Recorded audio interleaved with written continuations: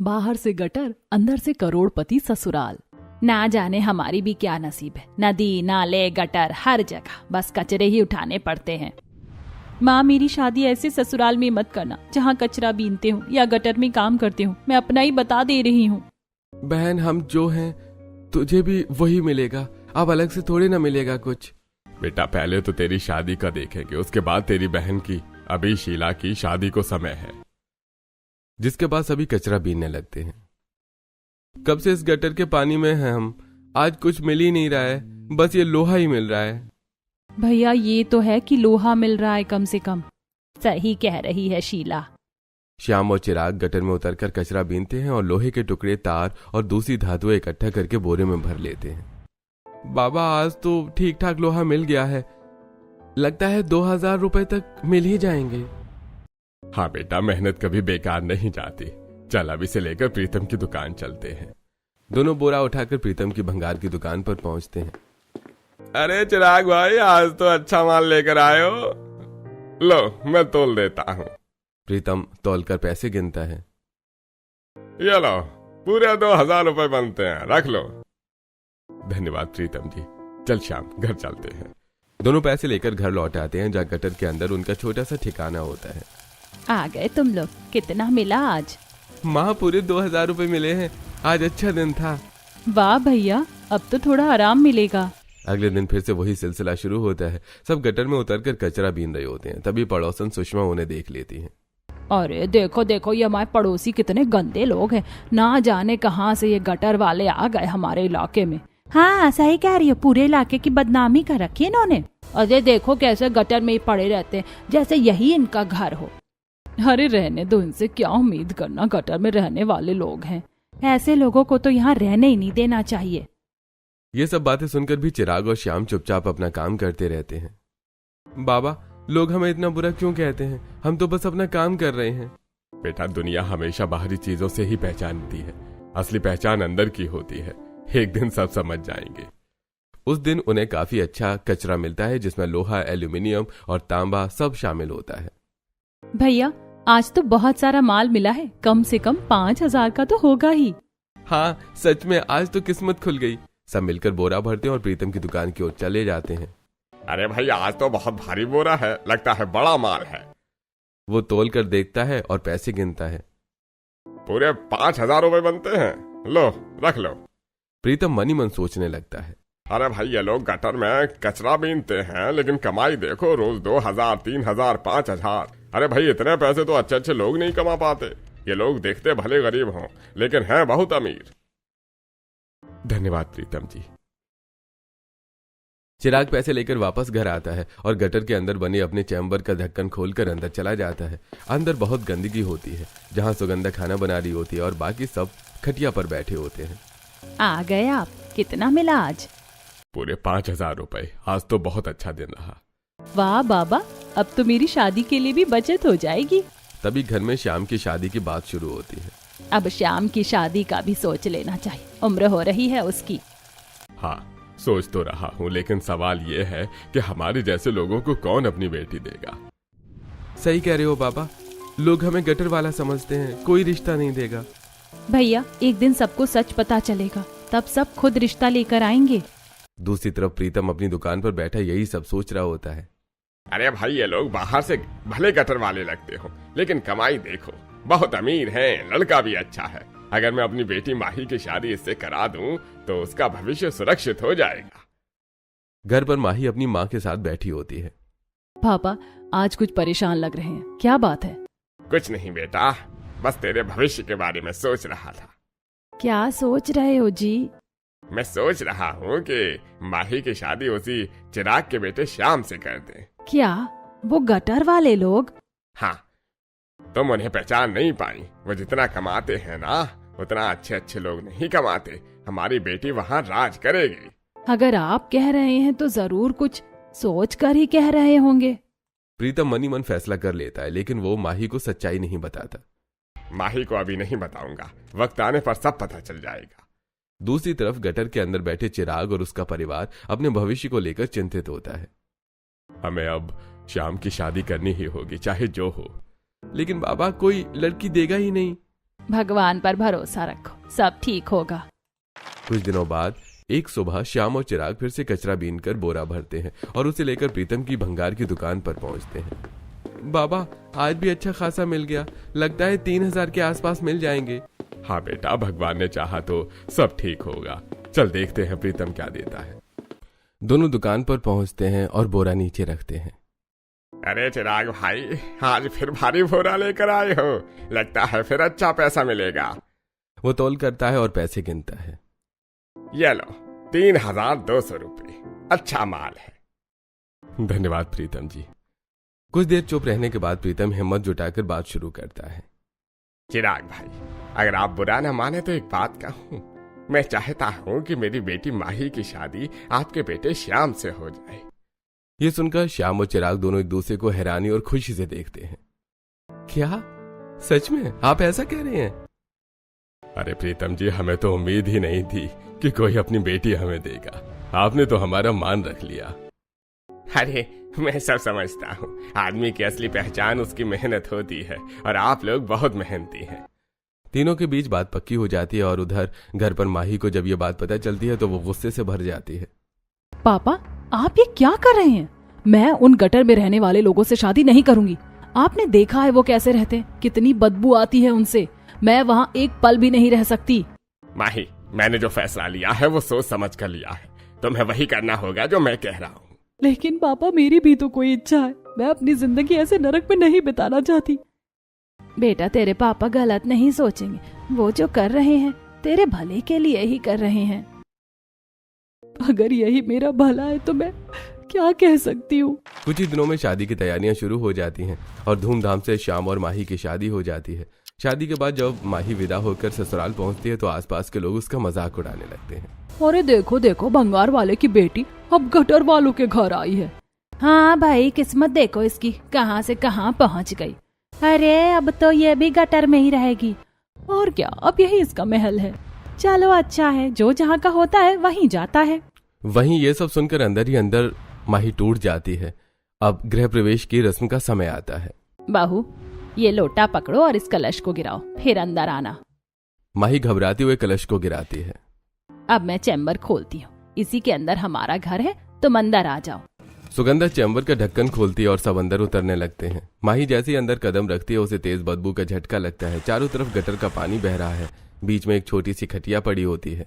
ये क्या है? मैं यहाँ कैसे रहूंगी? यहाँ तो सांस लेना भी मुश्किल है। माही, थोड़ा समय लगेगा, फिर सब ठीक लगेगा। नहीं, ये जगह रहने लायक नहीं है। बहू, हमें तो आदत है, तू भी धीरे धीरे सीख जाएगी। माही के कपड़े गंदे हो जाते हैं। बदबू से उसका सिर चकराने लगता है। रात का समय आता है। माही पूरी रात सो नहीं पाती। गंदगी, बदबू और असहज माहौल उसे परेशान करता रहता है। मैंने क्या पाप किया था जो मुझे यहाँ भेज दिया गया? माही, समझने की कोशिश करो। समझूं क्या? ये जिंदगी नहीं है। अगली सुबह पहली रसोई की रस्म होती है। बहू, आज तेरी पहली रसोई है, कुछ मीठा बना ले। माही चारों तरफ गटर का पानी देखकर घबरा जाती है। एक तरफ थोड़ी सी सूखी जगह पर चूल्हा रखा होता है। माँ जी, यहाँ कैसे खाना बनाऊं? यहाँ तो हर तरफ गंदगी है। बहू, रस्म है, करनी पड़ेगी। माही जैसे तैसे नाक पर दुपट्टा रखकर खाना बनाती है, लेकिन गटर की बदबू खाने में ही मिल जाती है। वाह माही, बहुत अच्छा बनाया है। भाभी, आपने तो कमाल कर दिया। अब आराम से खाना खा लेते हैं सब, लेकिन माही के गले से एक निवाला भी नहीं उतरता। मुझे अच्छा नहीं लग रहा। वो भागकर उल्टी करने लगती है। कुछ देर बाद मुंह दिखाई की रस्म होती है। पड़ोस की औरतें अंदर आती हैं, लेकिन गटर में उतरते हुए उनके कपड़े गंदे हो जाते हैं। अरे ये कैसी जगह है, यहाँ कोई कैसे रह सकता है? छी, इतनी बदबू। देख लिया ना, यही तेरी ससुराल है। अब जिंदगी भर यहीं रहना पड़ेगा। हमें तो यहाँ एक पल भी खड़ा होना मुश्किल लग रहा है। सब औरतें माही को बुरा भला कहकर चली जाती हैं। मैंने क्या गलती की थी? अगली सुबह सूरज निकलने से पहले ही पूरे घर में हलचल शुरू हो जाती है। गटर के अंदर बने छोटे से चैम्बर में सुगंधा चूल्हे के पास बैठी कुछ तैयार कर रही होती है और श्याम, चिराग और शीला काम पर जाने की तैयारी कर रहे होते हैं। श्याम बेटा, जल्दी निकलो, सुबह सुबह अच्छा माल मिल जाता है। देर करोगे तो सब कोई उठा ले जाएगा। हाँ माँ, बस निकल रहे हैं। आज थोड़ा दूर वाले नाले तक जाएंगे। हाँ बेटा, कल उधर अच्छा सामान मिला था, आज भी उम्मीद है। तीनों गटर के ढक्कन से बाहर निकलते हैं और गंदगी से भरे नाले की तरफ बढ़ जाते हैं। माही अंदर खड़ी सब कुछ देख रही होती है। उसके चेहरे पर घिन, डर और असहजता साफ दिखाई देती है। हे भगवान, ये लोग रोज ऐसे ही गंदगी में उतरते हैं, कैसे कर लेते हैं ये सब। बहू, तू यहीं रहकर खाना बना ले, जब तक हम लोग आते हैं। खाना तैयार होना चाहिए। माँ जी, मैं कैसे बनाऊं यहाँ, ये बदबू, ये गंदगी। बहू, ये सब अब तेरा भी घर है, आदत डाल ले। हमें भी पहले मुश्किल लगी थी। माही मजबूरी में चूल्हे के पास बैठती है। चारों तरफ गटर का पानी बह रहा होता है। बदबू इतनी तेज होती है कि उसका सिर चकराने लगता है। उफ, मैं कैसे करूं ये सब।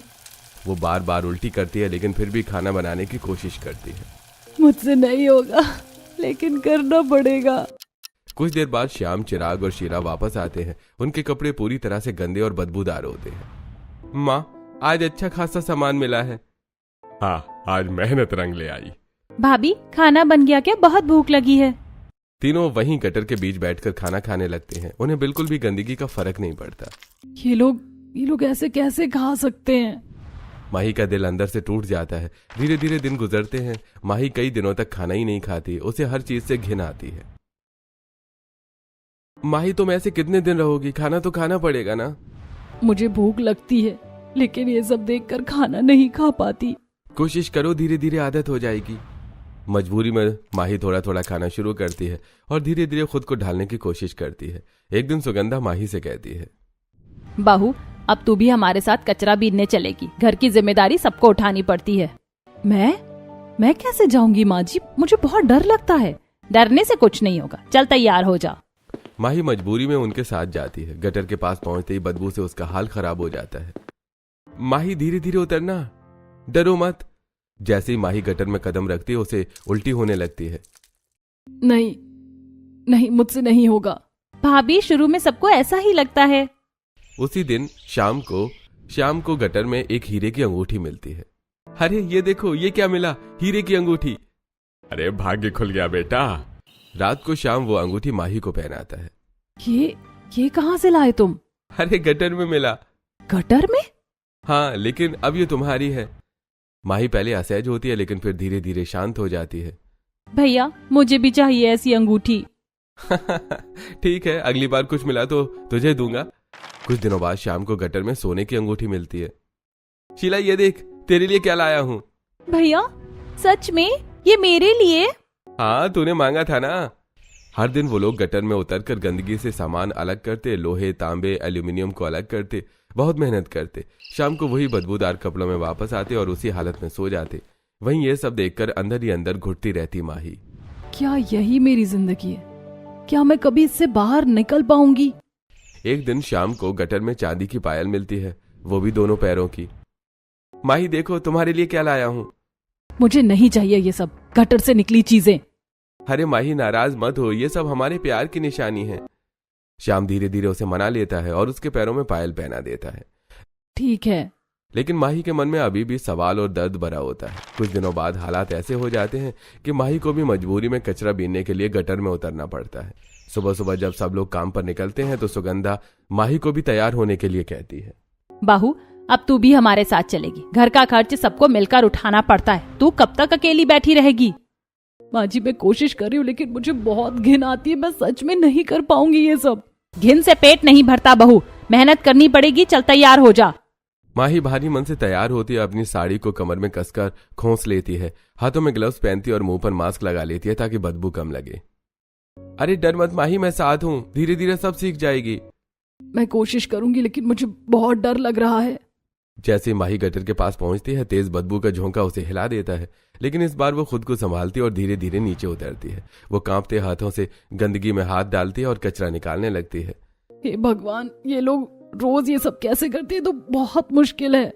उसी समय आसपास खड़ी पड़ोस की औरतें उसे देख लेती और उसका मजाक उड़ाने लगती हैं। अरे देखो देखो, गटर वालों की बहू भी अब कचरा बीनने आ गई। हाँ भाई, अब तो ये भी पूरी तरह गटर वाली बन गई। क्या किस्मत है, इसकी रानी बनकर आई थी और अब देखो। अरे अब यही इसका काम है, गटर में ही जिंदगी बितानी है। ऐसे लोगों को शर्म भी नहीं आती। ये सब बातें सुनकर माही का दिल अंदर से टूट जाता है। उसकी आंखों में आंसू आ जाते हैं, लेकिन वो चुपचाप काम करती रहती है। मेरे साथ ही ऐसा क्यों हुआ? मेरे घर वालों ने मुझे यहाँ क्यों भेज दिया? मैंने क्या गलती की थी? दिन बीतते जाते हैं। माही जैसे तैसे अपनी जिंदगी गुजार रही होती है। न ठीक से खाना खा पाती है, न चैन से सो पाती है। मैं यहाँ घुट रही हूँ, ये जिंदगी नहीं है। माही, मैं मानता हूँ तुम्हारे लिए सब आसान नहीं है, लेकिन समय के साथ सब ठीक हो जाएगा। मुझे नहीं लगता कभी ठीक होगा।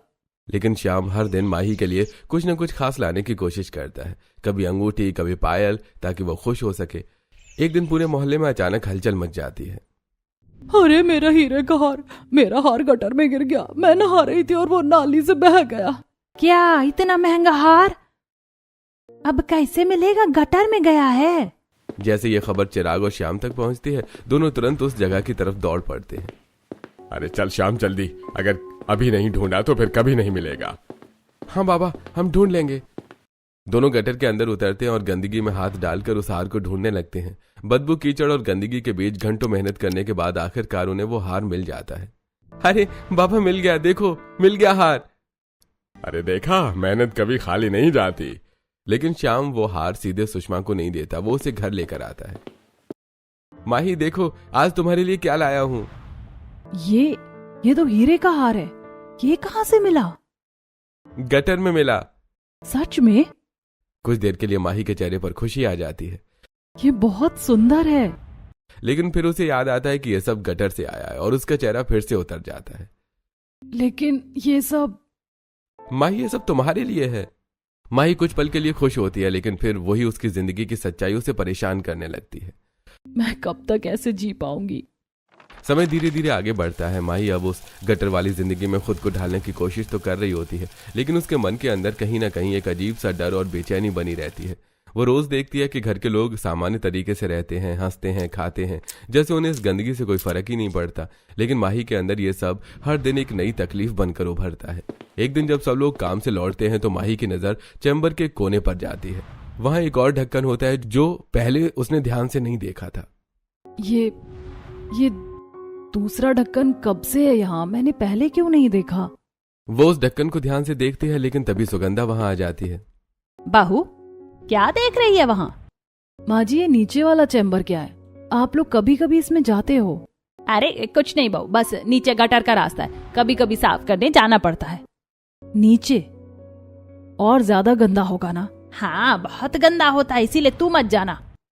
माही को ये जवाब संतुष्ट नहीं करता। उसके मन में शक और बढ़ जाता है। अगले दिन माही देखती है कि शीला चुपके से उस नीचे वाले चैम्बर में जाती है। ये फिर से नीचे जा रही हैं। आखिर वहाँ है क्या? माही पीछे पीछे जाने की कोशिश करती है, लेकिन शीला जल्दी से वापस आ जाती है। भाभी, आप यहाँ क्या कर रही हैं? मैं तो बस ऐसे ही देख रही थी। तू नीचे क्या करने गई थी? वो बस सफाई देखने गई थी, वहाँ बहुत गंदगी होती है। कुछ तो छुपा रहे हैं ये लोग। अब माही का शक और गहरा हो जाता है। वो हर दिन ध्यान देने लगती है कि कौन कब उस चैम्बर में जाता है। एक दिन वो देखती है कि उसके ससुर चिराग भी उस चैम्बर में जा रहे हैं।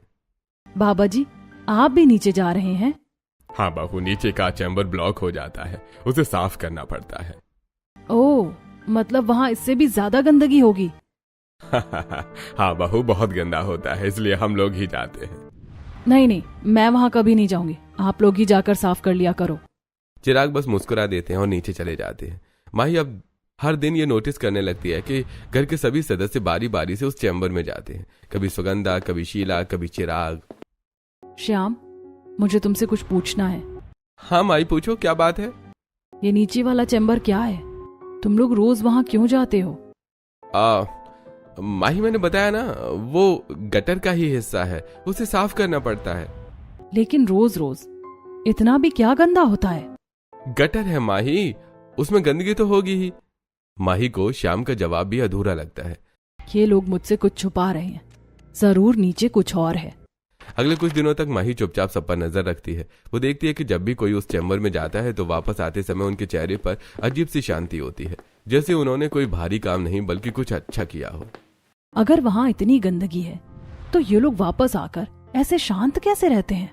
एक दिन माही तय करती है कि वो सच्चाई जानकर ही रहेगी। वो पूरे दिन इंतजार करती है। शाम को जब सब लोग कचरा बीनने के लिए बाहर जाते हैं तो माही अकेली रह जाती है।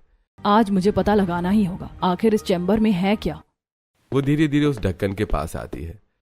अगर सच में बहुत गंदा हुआ तो? लेकिन उसके मन का शक उससे ज्यादा बड़ा होता है। वो धीरे से ढक्कन को छूती है। हे भगवान, क्या सच सामने आने वाला है? जैसे वो ढक्कन खोलने की कोशिश करती है, अचानक पीछे से आवाज आती है। माही! माही डरकर पीछे मुड़ती है। माँ जी, वो मैं तो बस। बहू, मैंने कहा था ना वहां मत जाना, बहुत गंदा है। माँ जी, आप लोग मुझसे कुछ छुपा रहे हैं। हर चीज जानना जरूरी नहीं होता बहू, समय आने पर सब पता चल जाएगा। माही चुप हो जाती है, लेकिन उसके मन में सवाल और भी बढ़ जाते हैं। अब उसकी नजर हर समय उस चैम्बर पर रहती है। चाहे जो हो, मैं सच जानकर ही रहूंगी।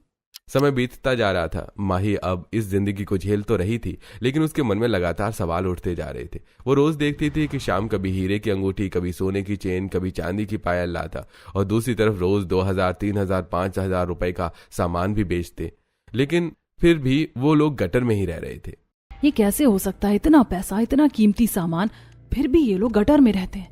इनका तो अच्छा खासा घर होना चाहिए था। आखिर ये पैसे जाते कहाँ हैं? अब माही का शक और गहरा हो जाता है। उसी समय वो देखती है कि उसकी नंद शीला उस नीचे वाले चैम्बर से बाहर आ रही होती है। ये फिर से वहीं से आई है। आखिर नीचे है क्या? माही का धैर्य अब टूट जाता है। आज मुझे सच जानना ही होगा, चाहे जो हो। जैसे ही घर के बाकी लोग बाहर जाते हैं, माही धीरे धीरे उस चैम्बर के ढक्कन के पास पहुंचती है। अगर ये भी गटर ही हुआ तो? लेकिन नहीं, कुछ तो है जो ये लोग मुझसे छुपा रहे हैं। वो कांपते हाथों से ढक्कन खोलती है। जैसे ढक्कन खुलता है, माही की आंखें फटी की फटी रह जाती हैं। नीचे कोई गंदा गटर नहीं, बल्कि एक बहुत बड़ा, साफ सुथरा और शानदार महल होता है। वहां चारों तरफ रोशनी होती है, बड़े बड़े कमरे, महंगे फर्नीचर, खुशबू से भरा माहौल। ये क्या है? ये तो किसी महल से कम नहीं। वो धीरे धीरे सीढ़ियां उतरती है, हर चीज को छूकर देखती है। इतने बड़े कमरे, इतनी सफाई, यहाँ तो गटर की जरा सी भी बदबू नहीं है। तभी पीछे से आवाज आती है। माही, अब जब तू यहाँ आ ही गई है तो सच जान ही ले।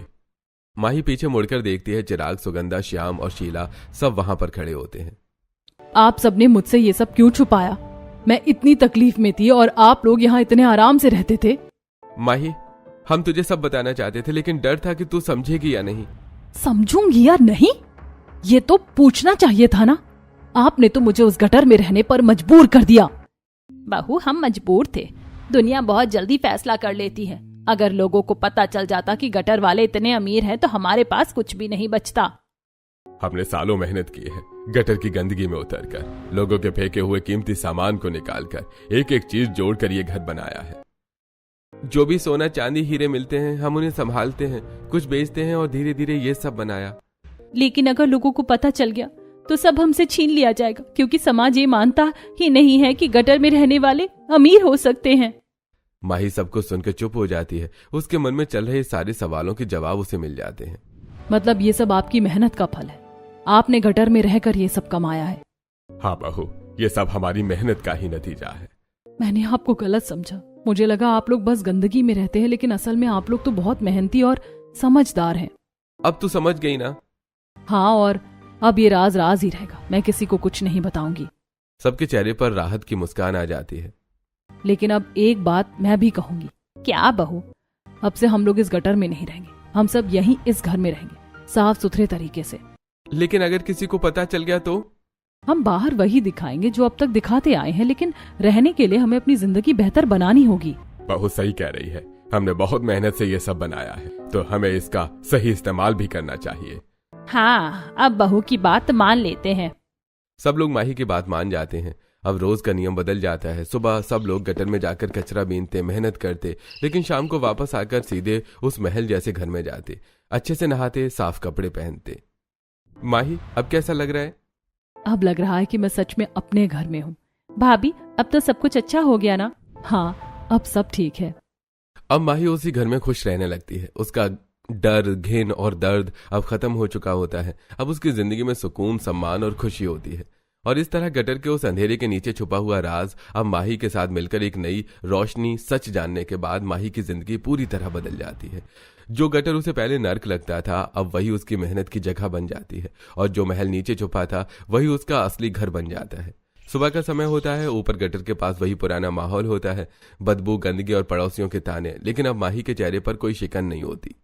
अरे देखो देखो, गटर वालों की बहू अब भी यही काम कर रही है। हाँ भाई, लगता है अब इसे भी आदत पड़ गई है। क्या किस्मत है इसकी। पहले ये सब सुनकर माही रो पड़ती थी, लेकिन अब वो मुस्कुरा देती है। आप लोग जो सोचते हैं सोचते रहिए, मुझे अब सच पता है। अरे माही, अब तू सच में बदल गई है। पहले तू डरती थी, अब तू मजबूत हो गई है। जब सच्चाई पता चल जाए ना, तो डर अपने आप खत्म हो जाता है। माही अब खुद भी गटर में उतरती है, लेकिन इस बार उसके चेहरे पर घिन नहीं बल्कि आत्मविश्वास होता है। माँ जी ये लो, ये तांबे का टुकड़ा अलग कर दिया। वाह बहू, अब तो तू हमसे भी तेज काम करने लगी है। यही तो मेहनत है, जो इसे समझ गया वो जिंदगी समझ गया। माही अब पूरी लगन से काम करती है, हाथों में ग्लव्स, चेहरे पर मास्क, लेकिन दिल में कोई डर नहीं। दिन भर मेहनत करने के बाद सब लोग शाम को वापस आते हैं, लेकिन अब वो सीधे उस शानदार महल में जाते हैं। जैसे ही सब अंदर पहुंचते हैं, साफ सुथरा माहौल, खुशबू, रोशनी, सब कुछ बदल जाता है। अब लग रहा है कि घर आ गए। यही तो असली घर है हमारा। माही सबसे पहले किचन में जाती है और अब वो खुली हवा में साफ सुथरे किचन में खाना बनाती है। माँ जी, आज मैं कुछ खास बनाऊंगी। क्या बनाएगी बहू?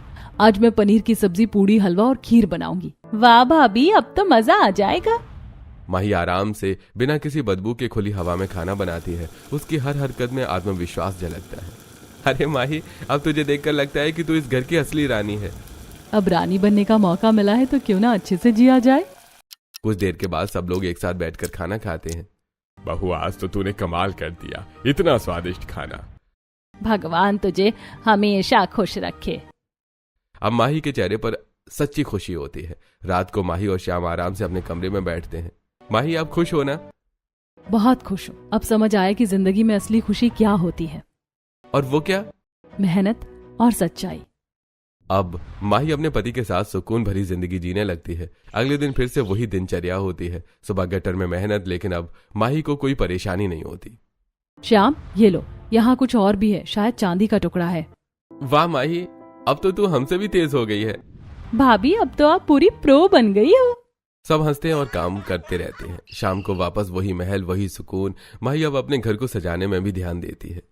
माँ जी ये पर्दे बदल देते हैं और यहाँ कुछ फूल रख देते हैं। बहू, तूने तो इस घर की रौनक ही बदल दी। धीरे धीरे घर और भी खूबसूरत हो जाता है। माही अब पूरी तरह इस जिंदगी में ढल चुकी होती है। पड़ोस वाले आज भी ताने मारते हैं, लेकिन माही अब उन पर ध्यान नहीं देती। उन्हें क्या पता असली जिंदगी कैसी होती है। अब माही न सिर्फ एक अच्छी बहू बन चुकी होती है, बल्कि एक मजबूत, समझदार और खुश इंसान भी बन जाती है। समय के साथ माही पूरी तरह इस जीवन में ढल जाती है। अब वो न तो गटर से घिन खाती है और न ही लोगों की बातों से टूटती है। सुबह वो पूरे परिवार के साथ मेहनत करती, कचरा बीनती और हर छोटी बड़ी चीज को पहचानना सीख जाती है। शाम होते ही सब लोग अपने उस छुपे हुए महल में लौटते, नहाते धोते और साफ सुथरे माहौल में खाना खाते। पहले मुझे लगता था मेरी जिंदगी खत्म हो गई, लेकिन आज समझ आया कि असली खुशी मेहनत और अपनेपन में होती है।